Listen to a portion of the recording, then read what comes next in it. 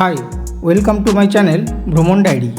এখন আমি যাচ্ছি গয়া হাওড়া বন্দে ভারত এক্সপ্রেসে।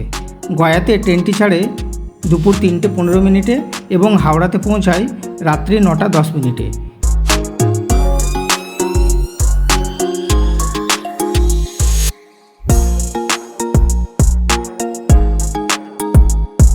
গয়া এবং হাওড়ার মাঝখানে স্টেশনগুলি হল কোডারমা, পরেশনাথ, ধানবাদ, আসানসোল এবং দুর্গাপুর।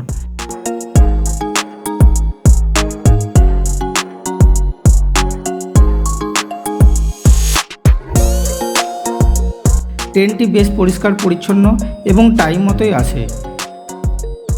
নর্মালি উইকলি আমি কোডারমা থেকে দুর্গাপুরে যাতায়াত করি, ট্রেনটি টাইম মতোই আসে।